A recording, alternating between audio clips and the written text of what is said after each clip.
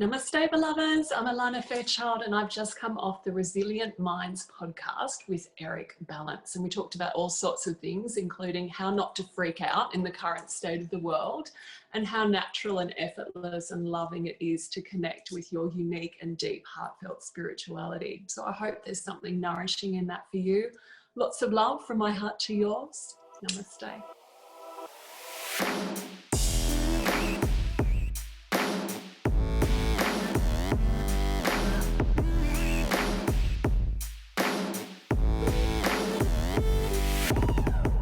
Welcome everyone to the Resilient Minds podcast. I'm super blessed, excited, and humbled to be here with an amazing woman, Alana Fairchild. Welcome to the show, Alana. It's so nice to have you.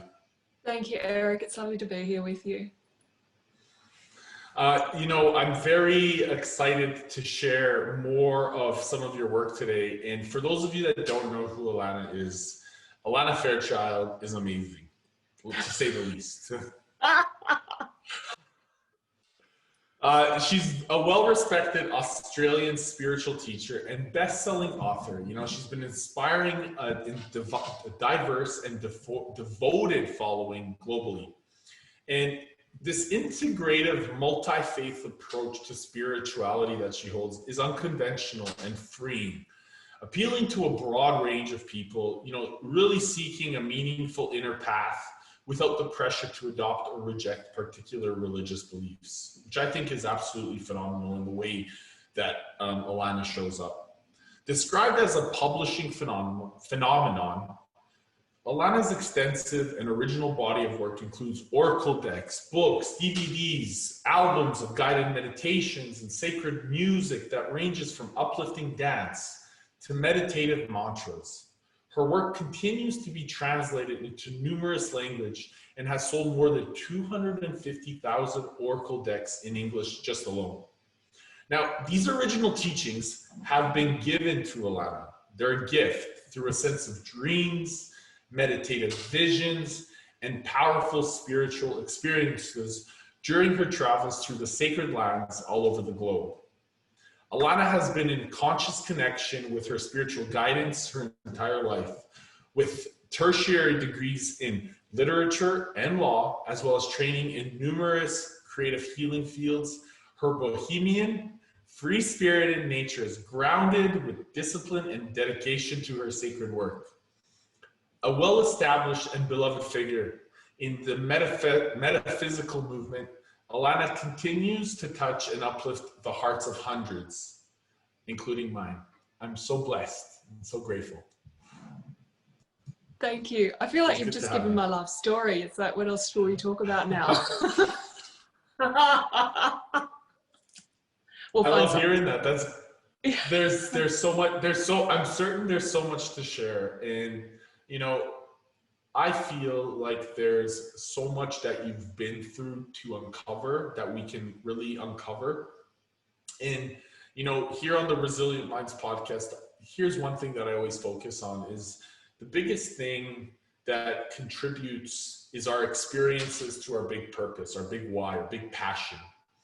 And I call it our X factor. So our X factor, our experience, I really believe that they wholeheartedly help us manifest a creative vision to what it is that we really want to serve in this world and fulfill our true destiny, our true passion.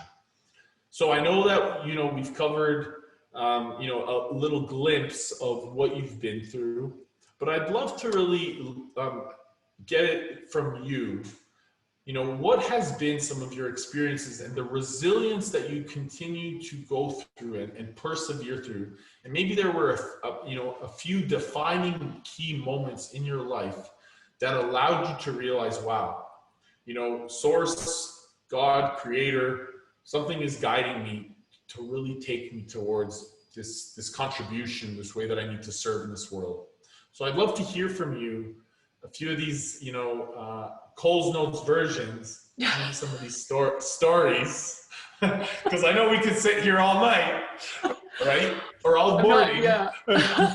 I'm not known for my brevity, but I'll do my best. I think it's beautiful what you're talking about and the message that you want to bring through. And I know from my own life that the situations that have begun as the most, let's say, adversity, as the most challenging, are always the things that deliver the greatest leaps in terms of self-awareness, self-healing, and self-realization. And I think for me, I've always been in that conscious connection with spirit. You know, I've felt it in nature. I felt it even when I was raised Catholic.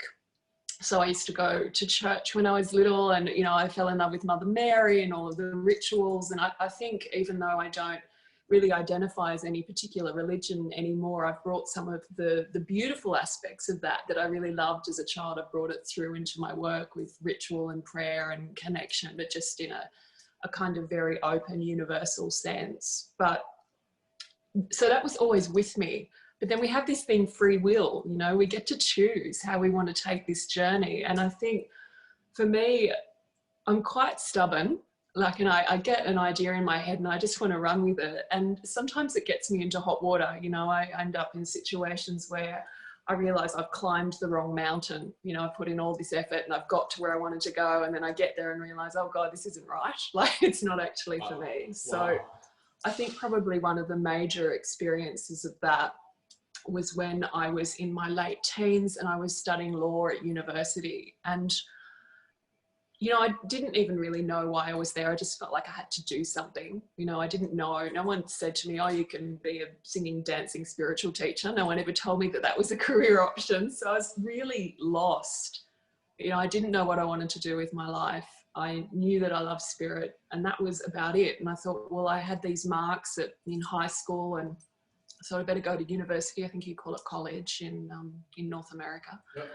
And so I ended up studying this degree that I really didn't have a lot of passion for. And my life just felt very driven from my head, you know, from what I felt I should be doing, from what society was telling me, rather than really connecting with heart, because I couldn't see a path. I couldn't figure out how it could happen. I didn't have something that I was looking for. And that was difficult for me. If you give me a goal and say, I want you to do this, I'll just jump in there and do it. You know, I'm that kind of personality. But if you sort of say to me, well, you need to grow into your purpose, you're not going to really know what it is all the time in advance that you're growing into, but it's organic. And if you trust your feeling and you can move with that, I would have thought, well, that's very vague. That's not going to help me. You know, I need to know where I'm going.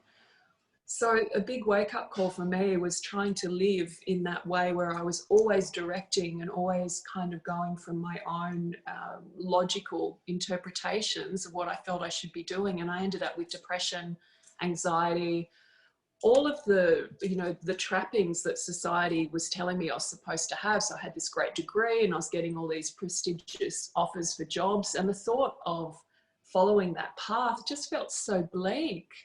It created this sense of really feeling disconnected from myself. And so the struggle with depression and anxiety was really what pushed me to think, well, if this outer system is failing me, you know, if I'm not able to gain the sense of inner sustenance, and if this success that's being promised is so empty in what it's actually delivering, then what's all this about? Like, why am I even taking this path? What's this life about? And that really pushed me to drop back into my heart and the things that I really loved. And that was always, you know, spirit, give me a book on chakras and, you know, I'm happy. Like, I remember once in law school, I was in the middle of a litigation exam. This is not a proud moment, by the way, but anyway, it's true. So I was in the middle. Let's hear it. In the middle of a litigation exam, and I'd done my cross-examination, and then I was so bored that I just, forgive me, like I just didn't even really think about my other teammates. I just whipped out a book on aromatherapy and started reading. And afterwards, my litigation professor, very rightly so, just said, what the hell are you doing? Like, if you're going to be here, be here. And if you don't want to be here, don't be here. And I thought, you know what? That's a really fair call. And it just really pushed me to think, well, what am I doing? You know, if I don't really want to be a barrister, what do I want to do? And I thought, I want to be a a full-time hippie. That's what I am. That's what I'm about. I love spirit. I'm happy to work hard, and I do. But I want it to be, shoveling stuff for what I love. I want to feel like I'm really connected and driven from my heart. So that sort of started a big change in orientation for me in how I was living my life. And it started a healing journey in a more conscious way. And it took me back to the truth that I'd always had as a child, and made me realize, no matter what the world promises, it's never worthwhile to step away from that. You can never find what you want outside of yourself. It always has to be something that you connect with organically and trust from within. So that was probably one of my big challenges. And it took a while, because I was unlearning how I was taught to be: very intellectual, very analytical, very rational and logical, and those things are useful, absolutely. But I was using them to drive the car, and really they're more about just how to deliver what the heart knows. I was putting them in the wrong place. I kind of had them up front, and they need to be kind of secondary.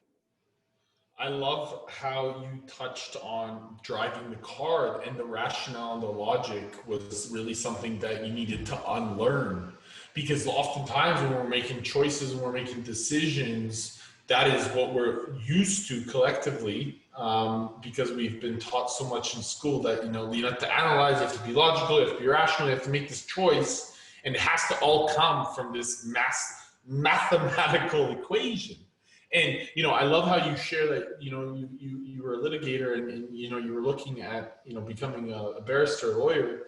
And I have a very similar journey, and it resonates with me because, I went to university, I did accounting and finance, and all of a sudden I'm like, holy cow, this doesn't resonate. And one thing that you talked about was success is so empty.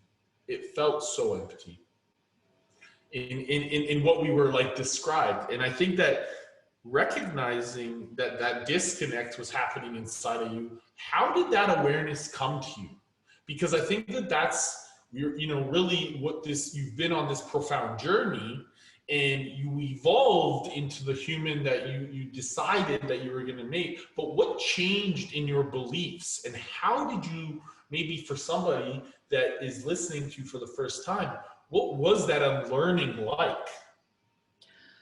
I remember once I went to an interview for a job at a law firm, and the fellow that was interviewing me said to me, well, from your CV, I can see that you've hardly ever had to deal with failure. So how do you think you'd cope with it? And I thought, well, I don't know what CV you're reading, but it's not something that I can say that I've never had to deal with failure.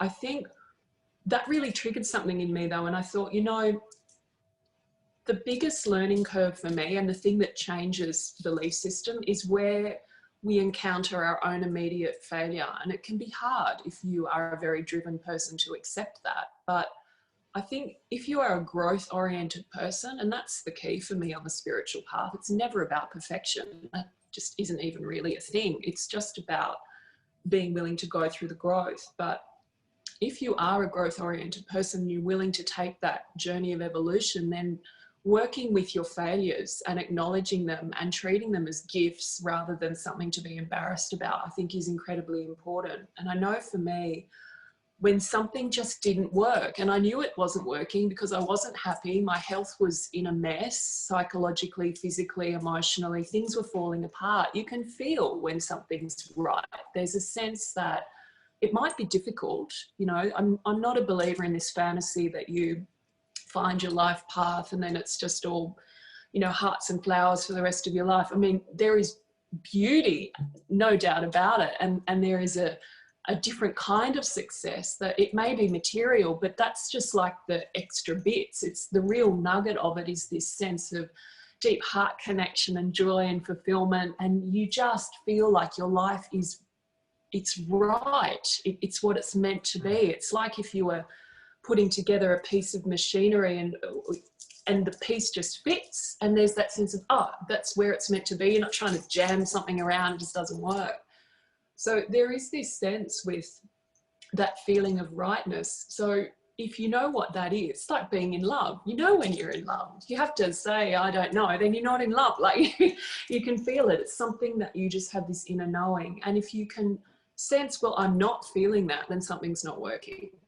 And I think sometimes we are so used to living in disconnect and chaos and this sense of having to, it's heartbreaking, like run in some kind of society made, you know, little cage, turning over and over and never getting anywhere, and thinking that if we just keep going, somehow all of that effort is going to translate into reward. But it doesn't. It's sort of, it's like I said earlier, climbing the wrong mountain. You can put a huge amount of effort and not get anywhere, like those dreams where you're running and you don't move. It's sort of, so I think for me, to answer your question, you can see I'm the queen of tangents. So I just go a lot. No, it makes so much sense though, right? It's very aligned. So I'm glad. But to answer your question, I think knowing that the failures are like the hands of spirit, the voice of the universe, just saying, look, I'm just giving you a loving adjustment. Don't be upset. If I'm shoving this door closed in your face, it's really because I love you. I want to protect you. This is not the best place for you. I know you might be really kind of enamored with it and caught up with it and think, you know, this person or this job or this path or this dream, it has to happen now at this time. And you might be upset with me, but I really love you. And I'm just, there's something that needs to happen first. Sometimes the dream is good, but the timing is off. You need to develop more. The world needs to be ready for you. Sometimes the dream is caught up in someone else's vision for you and it's not authentic, and there's a better way for you to express and gain what it is in essence that you're seeking. But I truly believe with every fiber of my being that the universe is a loving, benevolent, intelligent, co-creative source that is working with us constantly to bring about fruition. Like we're all these kind of unique divine plants in the sacred garden of life, and we all just need to be what we are and kind of be nourished and nurtured. And we don't always know what that is. Like we might have some self-awareness of ourselves as the caterpillar, but it's going to feel quite different when we go through that, you know, terrifying and strange process of transformation. Like, I mean, there's like self-devouring and you're in a, you know, cocoon, and that's hardcore. But the aim of it and the outcome of it and the purpose of it is to become the butterfly, and the self-awareness of the butterfly is going to be quite different. And the universe gets that, but we don't always know at the time. So this is kind of where, when things appear to be going wrong, or when we might feel like we're not getting it, the important thing is to realize, you know, don't panic. You know, you might just be having a caterpillar moment, shifting into something else. And if you're off path, but you're connected to your heart, you'll feel it, where you just think, you know what, this isn't resonating. Like I had an experience not that long ago where I was given this job opportunity to go and teach in a country that I really wanted to go to. But something about it, and it all seemed great on paper, but something about it, it just wasn't right. And when we were trying to negotiate, it felt like, it was like trying to move gears in a gearbox in the wrong way. It was like it just didn't. And I thought, I don't know why, but I just have to pass on this. And, you know, I had a little tantrum. Let me be perfectly transparent about the fact that I do that. And I say to the universe, why isn't this working? And I have my little moment. Usually some swear words, expletives. And then, and then after that, I come back to that place where I think, okay, you know, I'm just going to trust it. And then a couple of months later, some information came to me about that person and that particular business. And I realized that I really dodged a bullet there. But I didn't know that at the time. All I knew was it was like it wasn't quite right. But I think for us to be able to, I know for me, to be able to shift from feeling like trying to navigate something that's way beyond my capacity to consciously comprehend really requires some kind of internal relationship that feels authentic for me, and it might be different for someone else, you know, we're all unique, but with a greater spiritual intelligence that has my back. If you have that, then you're not going to be kind of freaked out when you start to get moved outside of your sphere of understanding or expectation. But I think where a lot of us really struggle, we might not have a strong religious path, or maybe we do, but the doctrine doesn't always speak to what we need and doesn't always necessarily feel relevant. For some people it might, but I think there are a lot of people that it doesn't. And then, you know, maybe the full-on New Age stuff might not really resonate. I mean, I love all that. The more out there, the better. But that's not for everyone. And it's not meant to be for everyone. We're sort of, I feel that we're in this quite unique position in global history where we have exposure to many possible paths. And we have to kind of trust that whatever it is for us, whether it's an idea of just the universe as a loving intelligence, or whether we need a spiritual being, that, you know, whether it's God or the goddess or something that we connect with, or the intelligence of nature, or even just our own sense of, oh, I have a higher self that's kind of part of me and is guiding me and isn't limited by my intellect. You know, I can trust it even when I don't understand what the hell it's up to. Like, no matter Absolutely. what it is, we need something that's more, that we can lean into and trust as a sense of guiding grace. And I believe every being has that. Whether we're aware of it consciously or not is another question.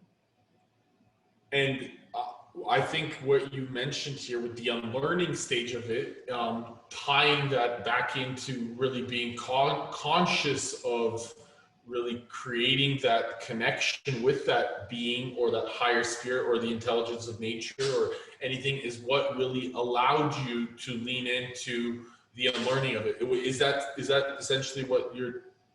Yeah. Like, you got to treat it like any relationship, you know? Exactly. Like, Yes. yeah, talk, have a chat, have a prayer, spend a little time. Doesn't need a lot. It's not a demanding lover, the beloved, you know, the great divine.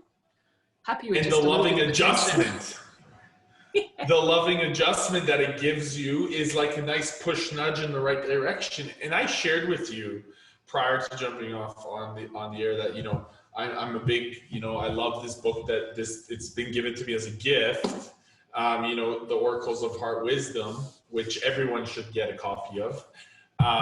And specifically, I think for me, this was a gift given to me by a friend before I left Australia.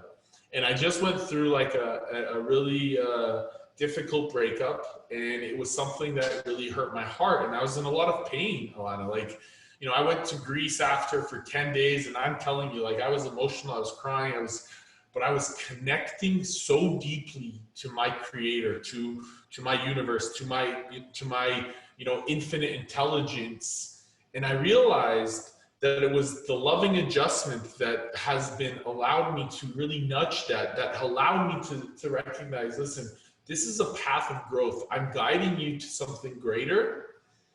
And I realized, you know, and you know, you have this capacity of, am I giving up on this relationship, or am I like intuitively, you know, stopping something, or what am I doing? And really though, when I sat down, and every time, you know, I do the 3 readings, because I do it, it's become like a daily ritual for me, doing the 3 readings. And I did actually one right before we jumped on. And for me, it was the understanding that there is always a guidance, an abundance, a blessing in every experience, situation, circumstance that we go through. And when I was in Greece, it was that realization that I need to connect really strongly with that relationship with my creator to encapsulate my own being, my own strength, my own relationship with myself. And this allowed me to see that the butterfly that you mentioned, the cocoon that is opening up for me, is happening in the present moment. And I just want to share that was like what the share of disconnect and chaos that we've all been going through, especially right now in COVID, or, you know, what people are really recognizing the certain conditions around them. This is the decision that we can all consciously make if we start looking towards ourselves and within, and really give ourselves the hands, or ask for guidance to something that's greater than ourselves. Do you agree? Absolutely. I think that's beautiful. I mean, this year, to me, I think none of us would wish this on anyone. Like, it's difficult, but we can look at it and say, okay, this can be it's kind of like the breakdown for the breakthrough. It's like a spiritual reset. And I think when I was listening to you speak, I thought, people, we need to know that there is something within us.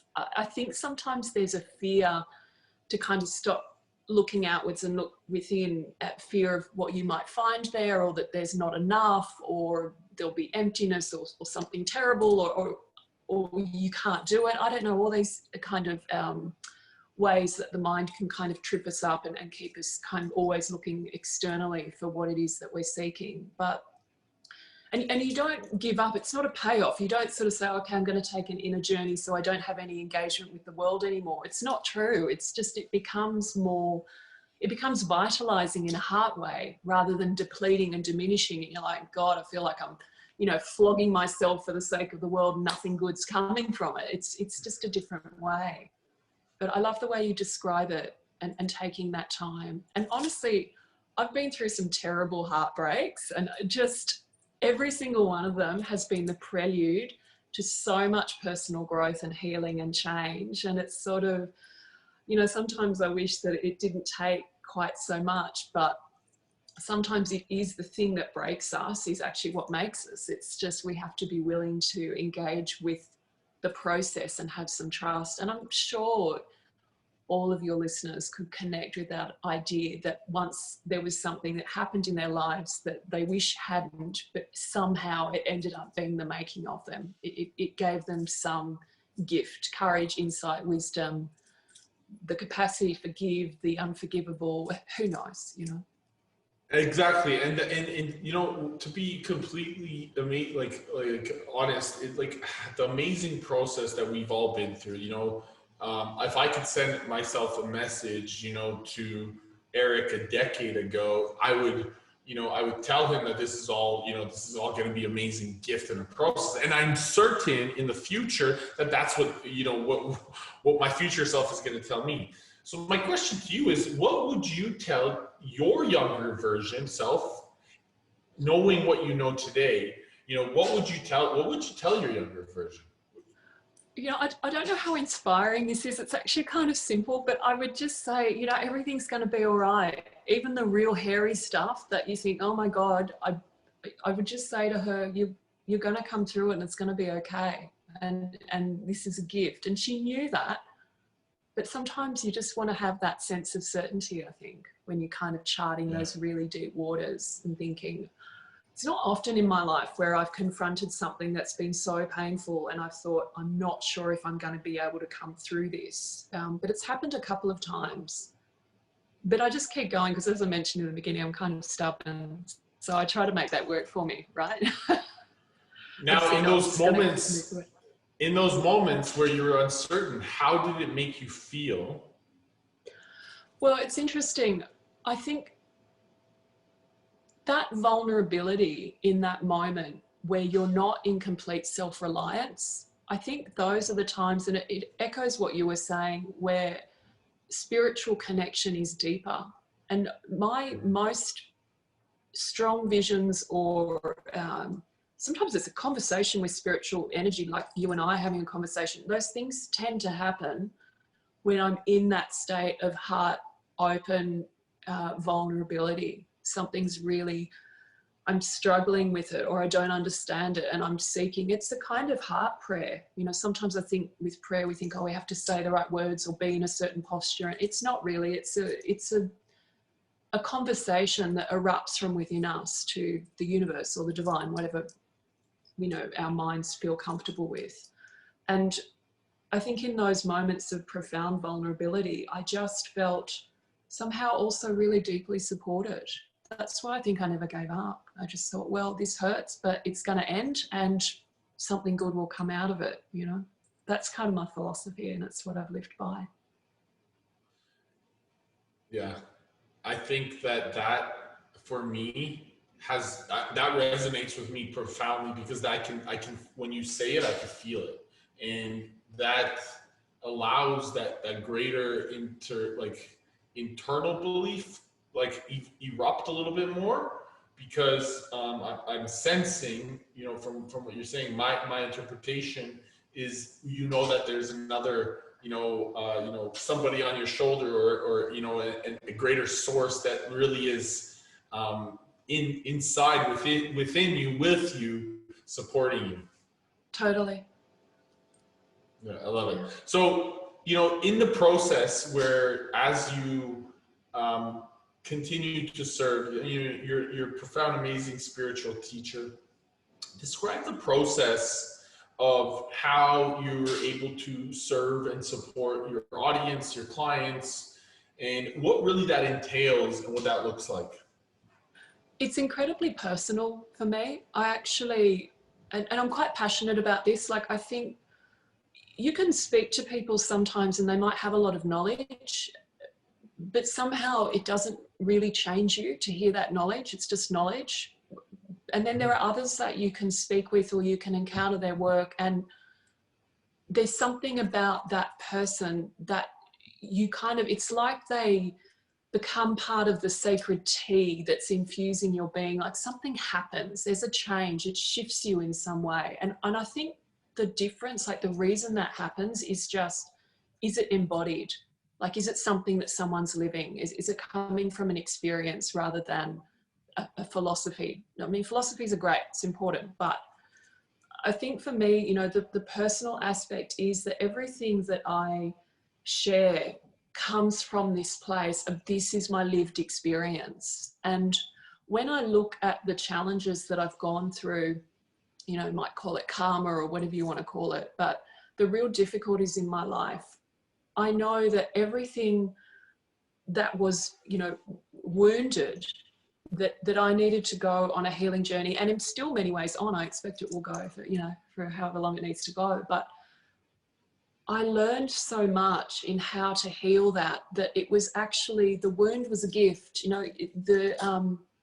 The founding father of, psychotherapy, really, Jung, says the wound is where the light comes in. So it's like the places where I had to learn and grow have become the strengths that I have, and the way that I am able to connect with others, because there is a kind of, it's an empathy. It's like, I've been through this. The variation might be slightly different, it might have slightly different details, but the grit, the essence of it is universal. I saw a beautiful post by the Dalai Lama recently on his Facebook page, like, hello 2020, Dalai Lama on Facebook, but anyway. I know, you love it, right? Like, what is amazing. that?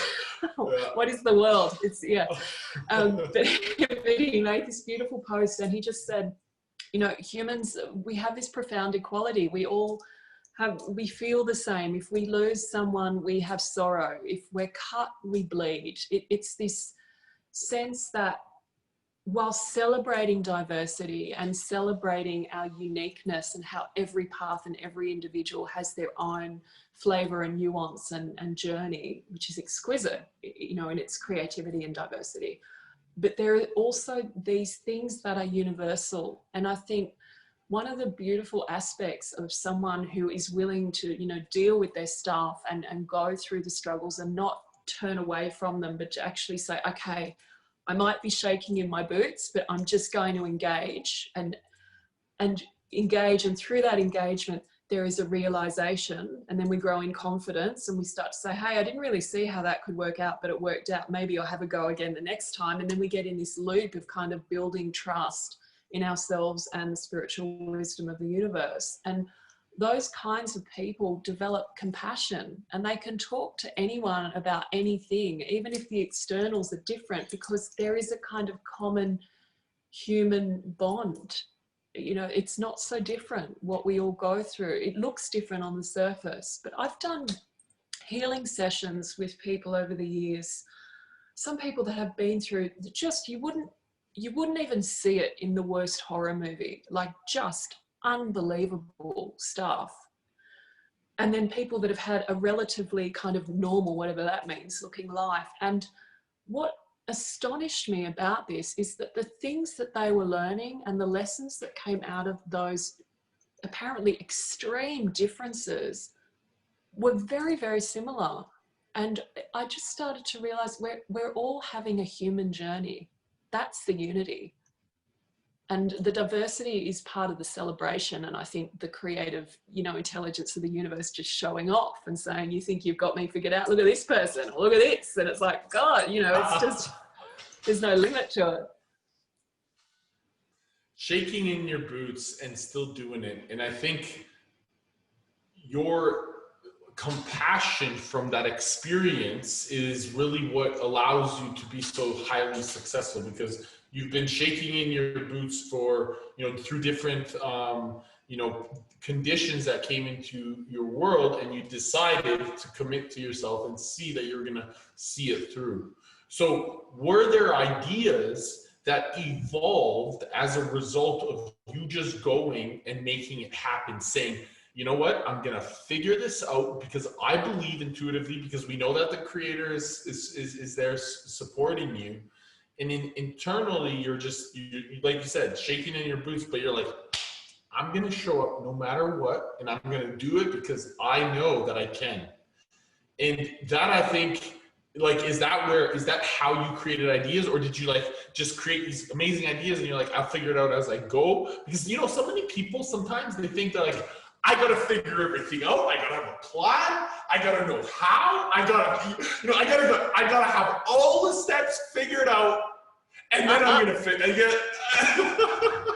Good luck with that. Yeah.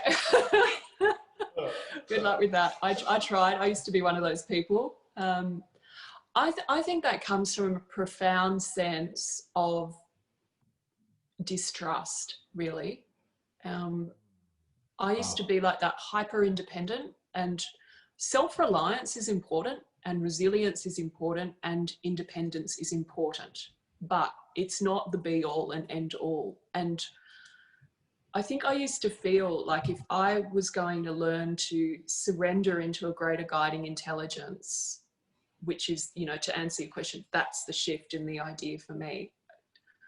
If I was going to do that, somehow I'd have to become passive or like a child, or, not in my own strength. And it's just not true. It's like when you surrender into spiritual intelligence, you have to step up more. You have to become more fearless, more engaged with who you are, more willing to kind of move against the grain of where mainstream consciousness is, because spirit isn't here to just continually be the same thing. It's constant. I mean, you only have to look at nature. It's always evolving and shifting, and consciousness is movement. It wants change, it wants evolution, it wants to unveil. It's like that, beautiful dance of the 7 veils. It wants to kind of, there's a veil of fear, let's remove that. And there's a veil of, oh my God, all my relationships are going to be like my past ones, let's remove that. And I'm never going to be able to do what I love and make money, that's a veil, let's get rid of that. And it's like just unveiling until you get to the point where you are connected with this essence. And I think learning to trust in that is really important. And sometimes it just comes back to, am I willing to put my faith in something that I cannot see, I cannot control, and I cannot understand? And that may seem terrifying, but the beauty in that is that if you can't see it, control it, and understand it, no one else can either. I have much more faith in a wild, loving instinct that can't be controlled or directed by myself or any other human than I would do in something that could be controlled by someone's ego. Like, seriously, if you're going to invest your confidence in something, choose that. Choose the wild grace. The wild love. Wow. Yeah. And versus, it's like the presence of love versus the presence of fear. Yeah. What are we going to decide on? And the way that you articulated it was beautiful. Can you share that again? Because it was profound. The wild, I didn't even have a chance to write it down. The wild love. It was prolific. Thank you. I can never say it again. It's like stepping into the river twice in the same place. I know. But it is. Good thing we got it recorded. Press rewind if you. That's right. this is like embodiment at its core level. Like I see it within you, and I feel it. Like it's almost like there's a spiritual channel in the way that you're so eloquent in these words. Like, what is it that allows you to completely surrender to your spiritual creative intelligence so so uniquely? Has it been practiced? How did those values show up in your daily, experience of this human existence? It's a great question, and the answer is really quite ordinary. And it's just, those trust games that sometimes people do on like corporate retreats or drama camps, where you're standing and then you have to fall back and you have to let people catch you. I mean, that just sounds horrible, but but I'm sure people have done it. With spirit, it's kind of similar. It's like I was in enough situations where I let them catch me. And sometimes it was small things. And this might sound ridiculous, but looking for a parking space. I used to freak out a man I dated once, because we drive into like a supermarket and you just the shopping center car park, and you just get so stressed. And I'd be like, we're going to let the angels do this. And I just say to him, drive up there, take the second on the left, and then it'll be on the, and he'd be like, what do you do? But he'd do it and it would work, and he'd freak out in a nice way. And I thought it was hilarious. And so that's a little thing. But then there are bigger things, like if I'm traveling in a country that's difficult to navigate and I'm on my own, and there are so many things that could go wrong, really, even if you haven't done anything wrong. I always trust spirit to protect me and to assist me, and I just learnt to look for it. And what I noticed is, and this is something that probably most people could relate to, little pieces of information that didn't seem that important at the time, but later on might be critical that you have that bit. It might be something. For me, it actually helped me when I was in an immigration situation, and I was told I didn't have the right paperwork, and I could have been actually detained, and it could have been a disaster. And then I remembered this little piece of information that an immigration officer had given me when I checked in to that particular country. And at the time I thought, why is he telling me this? It's so irrelevant. And then later I thought, oh my God, it's that one little thing. It resolved something. It just deflated it. And I think, then in bigger ways, like when I left a relationship about a year ago with a person I truly loved, and it was just, it was horrendous. And I was heartbroken. And, I think when you really love, breakups are just the worst. But I had such a deep connection with Mother Mary in that experience. And she was just there, just this beautiful, radiant support. She didn't take away my pain, but she gave me context. She gave me a sense of, this is part of the journey, don't be afraid. And I went through it, and so much healing happened within me as a result of that, which I don't think could have happened otherwise. So I've learned, sometimes things happen, sometimes crises are averted. That happens a lot with spirit. Yeah. Sometimes we're just given the strength to go through something, but the trust came from just leaning in, because what else was I going to do? There's a beautiful saying called, there are no atheists in foxholes. And I love that, because I think it's like, there'll be a tipping point for all of us where somehow we're kind of gentled by the universe. It's like, those horse whisperers, they don't break the horse's spirit, but they gentle it until it eventually kind of, it's under their kind of guidance. So I think the universe is gentling us constantly. And some of us are just more fiery spirited, so we need a bit of, doors slammed in faces. Some of us are a bit more willing, but eventually, we get gentled, and we start to feel like we're not alone on this path, You mentioned that you went through the healing during the breakup. How was that healing really supportive for you for where you are today? Look, it was incredible, because it really showed me so starkly where I had been playing out patterns of choosing certain kinds of partners based on childhood wounds. And I'd done a lot of work on it, but this one was so perfect. It just took every last, I mean, only the universe could come up with something so perfectly, you know, just designed to bring out every possible little bit that I hadn't quite resolved in one beautiful human being, you know, and just, oh, it was absolutely extraordinary. But I just saw where that childhood programming was still operating, not only in my personal life, but of course, because we're whole human beings, so we compartmentalize in our minds, but it's not really that realistic. If you're floundering in your personal life, as that resolves and heals, then of course your professional life and all other facets of your life journey are going to feel more, you know, stabilized and integrated. So I think for me, it just showed me where I needed to become aware of who I was choosing and why. And that just made me realize, my gosh, I just had some stuff that I had to leave to rest about, you know, my parents, whom, you know, I love and are beautiful humans. They're flawed like everyone else, like me, and just recognize that and stop playing out the story. And that was incredibly liberating because, you know, I'm now, I always forget how old I am, 46, I think, thereabouts. And, you know, it's time. It's just time to leave that story behind. Yeah. So that was profound for me, but it wasn't easily won, but I'm grateful for it. I can honestly say I resonate.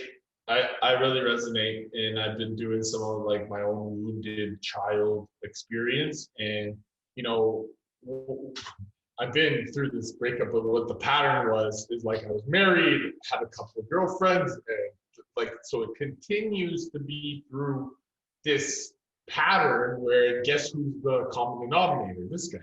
So so fundamentally speaking, it was, you know, the childhood that, like you said, is like resonating that back to the stories that I kept telling myself.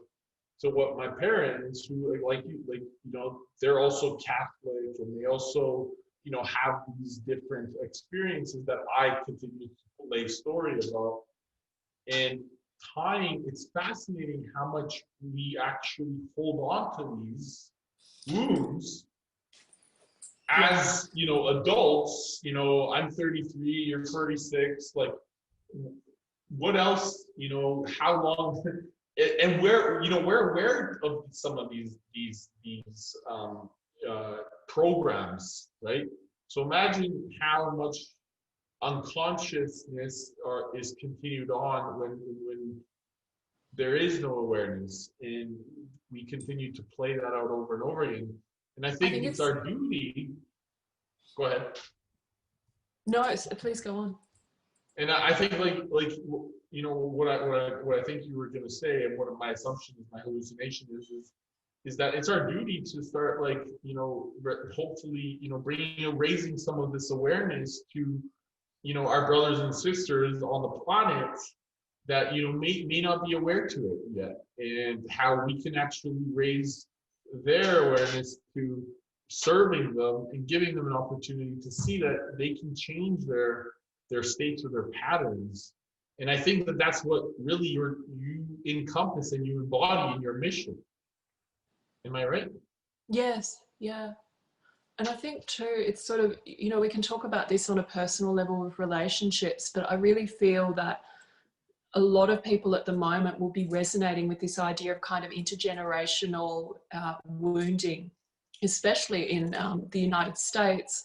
There's so much happening about the history, you know, and it's sort of ancestors and the wounding that comes through. And sometimes I feel that individuals are like running a relay race, you know, with our ancestors, you know, grandparents and whatever. And it's like they pass the baton, and the baton contains all of the gifts and the, you know, the wisdom that came out of things like having to go through, I don't know, migration, or dealing with wars, or living through different things. And there's kind of a wisdom that comes from that, but there's also the wounding. There's the stuff that hasn't been resolved and keeps getting handed down. There's an expression, the sins of the father visited on the son. It's like until there is someone who is willing to do their own work to an extent that they begin to free themselves into their own individuality and their capacity to choose their own unique path, they're going to be conditioned by family inheritance, for better or worse. And I think part of our work as becoming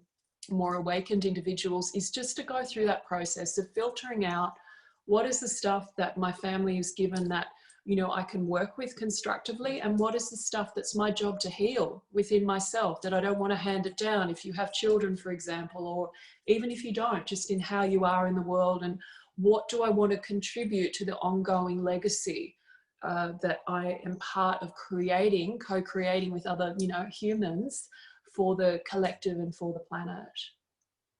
The buck stops here. Yeah. Right. Yeah. Right.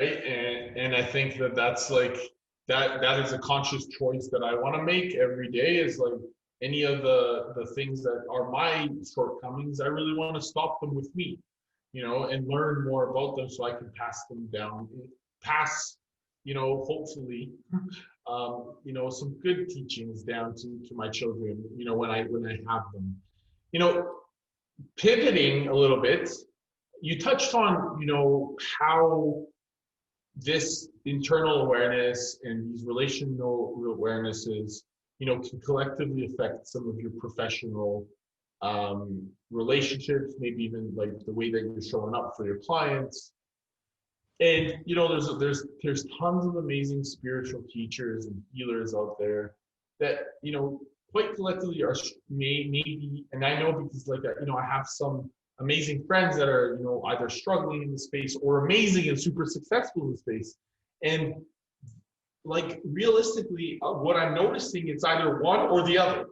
And what is it, you know, that you could say to anybody that may be listening that is in a space where they know they have a gift, this is their passion, this is their desire, they want to serve at a greater, deeper level, and they're not grabbing right now the momentum that they truly know and believe intuitively that it's there in their business life, in their professional life, and maybe it's being affected in a resonance of, you know, their relationship or their self, you know, experience.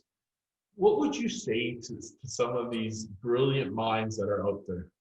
Oh, what a beautiful question. There's so much that I would want to say. I guess the nuggets, hopefully.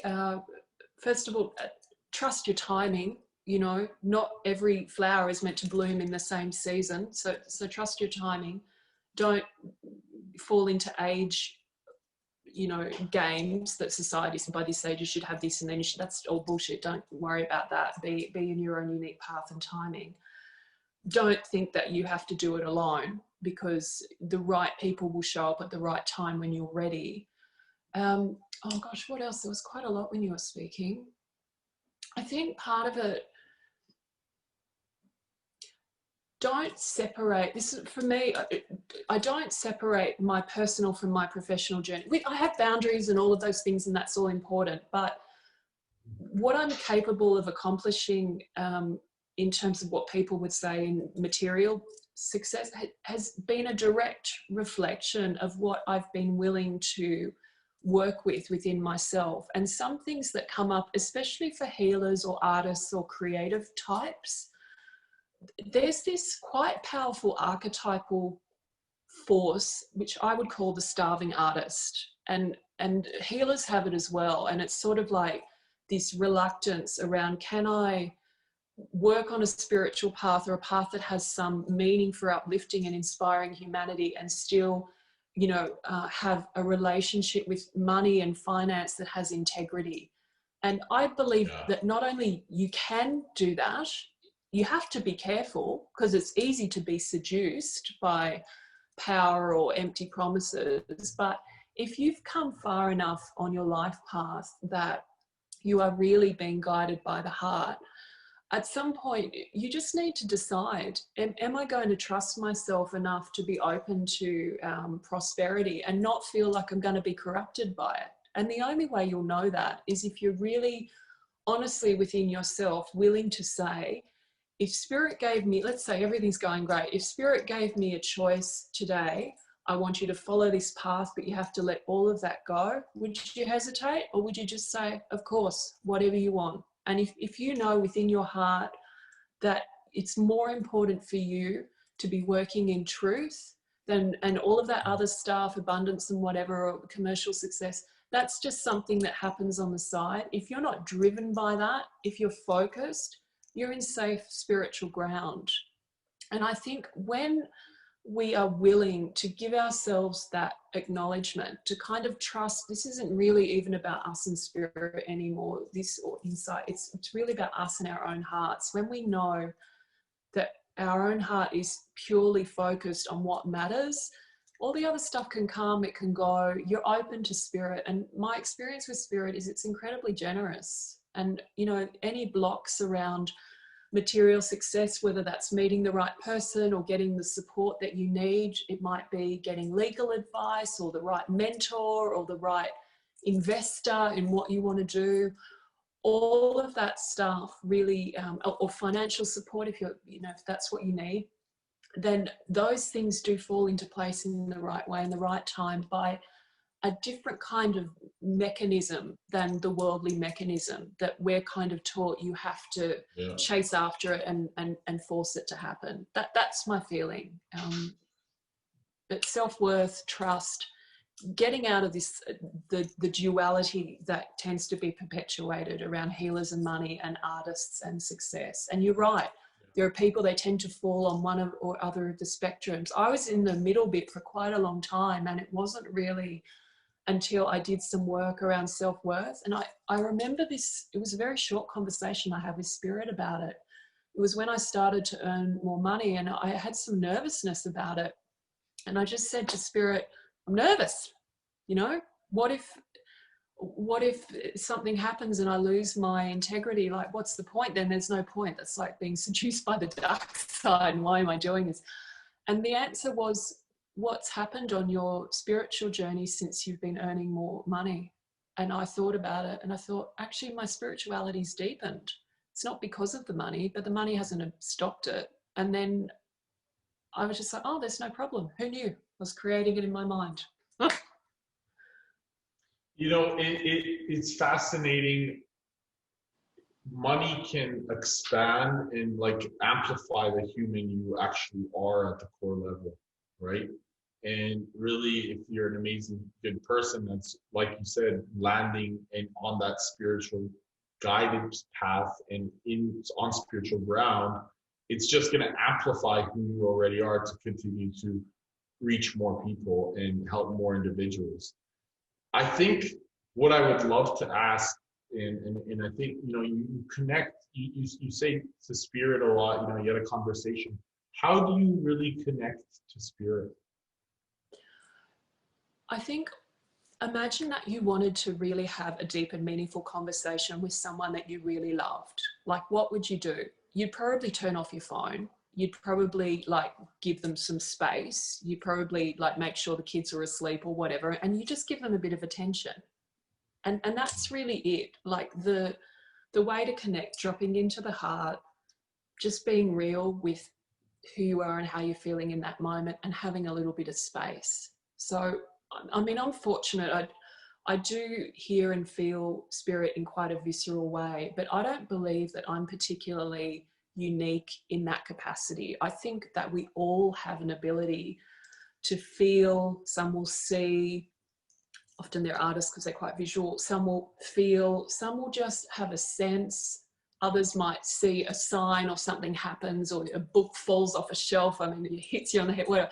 There are different ways, but everyone has a relationship with the spiritual realm. I truly believe that. It's just we figure out what works for us. What works for me is usually quite simple. I like to sit on my couch or my meditation seat in a quiet room, and I drop into my heart, and I bring my focus on what is it that I really just need to say. And then I'll either speak it or feel it, and I just sit. And sometimes an answer will come. Sometimes I'm just in the space of that.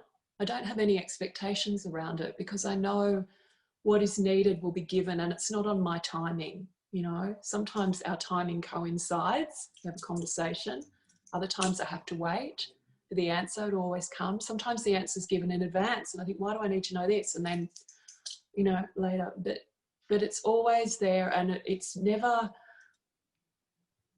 going to let us down, ever. I truly believe that's like the best parachute. It's always it's infallible. But where we struggle is in our belief that maybe if it's not according to our timing, like if I'm not, you know, successful in the way that I thought I was supposed to be by this age, or if the people around me can't acknowledge the value in what I'm doing by this age or whatever. And if spirit's not matching the timing, sometimes we can lose faith and think it's never going to happen. But a no is not a never. A no is from spirit in the sense of, oh, it's not happening right now, is usually just, well, just not right now. Could be tomorrow, you know. It's not something that we have to then turn it into a whole story. Oh, I'm not going to get what I want, or oh, blah, blah, blah, and, you know, torture ourselves. And we don't have to do that. And I think that we do that often. Is I know in my whole, like I would back, you know, it doesn't matter. Even now, there's sometimes where, you know, I'm not present to a certain situation because I'm torturing myself of what I really want to achieve moving forward, and I'm not giving myself the space in the time in the current situation to say, listen, this is okay. Whatever I'm going through is necessarily supposed to be here at this experience, so that I can learn from it now, so that I can continue to become the man that I'm supposed to be. Yeah. So you've meant, sorry, go ahead. I was just going to say, I just had a little thing from spirit. They just said, find what connects you to your heart and do that. And that's how so for someone, it might be playing the guitar and singing, someone else meditating, someone else going for a run, someone else just being in nature. Like, find what it is, and that's your temple. You know, that's your way to enter the temple. You know, for me, it's working out in the morning. Like, you know, I'll jump in, I'll make sure that I'm sweating, and really, like, you know, connecting, listening to great inspirational music, or like, I love, you know, hearing like really profound music while I'm working out, and that makes me feel like that's that temple, like that connects me to spirit in the mornings. And then going to meditate after, right after, that's just like sweating, right? Beautiful. So I think that's, you know, where I believe, for me, my view has been evolving as I continue to go through my journey. And I know we've all have our journeys in the way that we adapt to it, to spirit, to our creator. Now, I'm certain that, you know, you have individuals that you meet sometimes that have opposite points of view from you. How do you respond to that?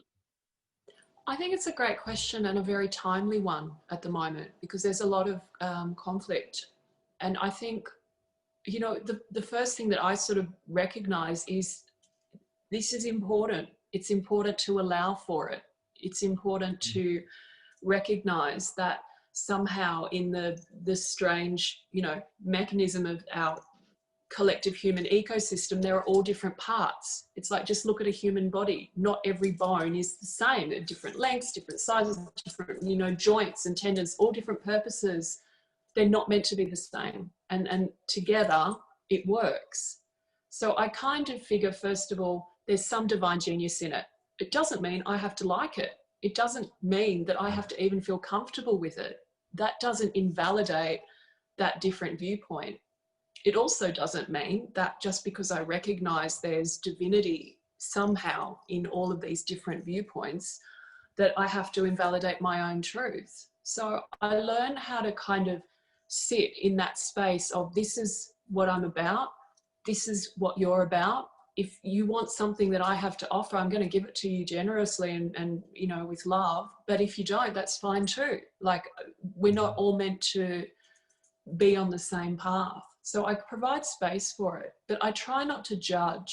And I think this is the one thing where I feel, as a collective, not everyone, but a lot of people seem to be really tripping up. And it's judging with this kind of, the thing that really, and I get quite crotchety, I've thrown a number of tantrums about this, where we might judge, but we try to give it a spin. So it sounds like it's higher consciousness that's judging. You know, my judgment is validated because I have the political or moral or spiritual high ground. That's such bullshit. Oh my God. So when you got to see it for what it is, you know, it's not bad people, whatever. Yeah, and what I'm sensing too is like it becomes something that maybe it's just a reflection of ourselves sometimes, often when we notice these things, right? Yeah, totally. Yeah, it can be a way to work on the shadow. Generally, that's if there's some strong emotional reaction to something. Usually, sometimes you have a strong emotional reaction because, especially if you're sensitive, that person has a huge amount of emotional energy that's coming through what they're saying, and it might be a positive reaction or it might be an uncomfortable one that feels negative. But you can always inquire, you know, why is that? Why am I having this reaction to it? There's usually something really beneficial to find through that, and you just have self-awareness that increases. And the more self-aware you are, and the more I think that you recognize this kind of natural tendency of the human mind to grasp onto ideas and opinions, you kind of, you know, live and let live a little bit more. You can be inspired by people, you can want to help people, but you don't sort of feel the need to try and control them or destroy them if they have a different point of view to what you have, which, you know, I think is probably more conducive to world peace. If that's what you want. Not everyone wants that, but, you know, a lot of us do. Alana, you've given us such a beautiful path to success, and you know, I'm certain people, you know, that may or may not know, they may be curious to know, you know, a little bit more about what you're currently doing, you know, and really understanding a little bit more about, you know, what it is, how they can probably, you know, reach out to you and find out more information. I'd love for you to share, if you don't mind, you know, some of the current things that you're up to. And if you're like, do you still do mentorship, or is any, like, do you provide that still, or, you know, do you do it in a one-on-one capacity, or is it more group, or we'd love to hear more. So at the moment, I'm really working on 2 forms of online training. They're both for people who either want to be healers or want to do self-healing. Sometimes those things go together.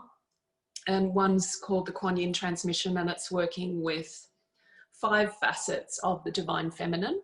So that's that one. And then the other one is called Sarasvati Healing, and that's really, it's kind of high magic and light work integrated. It's a lot of fun. So those 2 programs run for about 4 months. The next intake will be in March for those. They're currently both full. And then I'm writing. I have a new deck coming out, a few new things actually. The Kali Oracle, who is like the fierce face of the Divine Mother from India. She's slightly terrifying, but completely amazing. So that's coming out soon. The Pegasus Oracle is coming out soon as well, which is really about connecting with light. The White Light Oracle is doing really well. Earth Warriors Oracle, they're both pretty, they're going extremely well.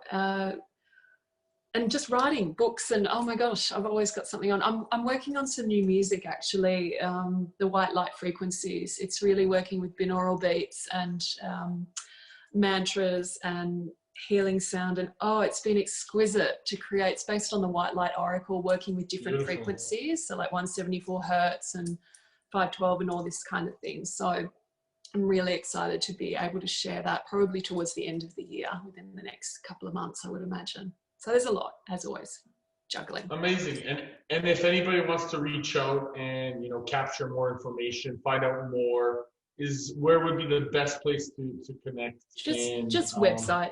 Usually, yeah, alanafairchild.com, or I'm on Instagram and Facebook, and, you know, I'm around. Beautiful. So, yeah. Beautiful.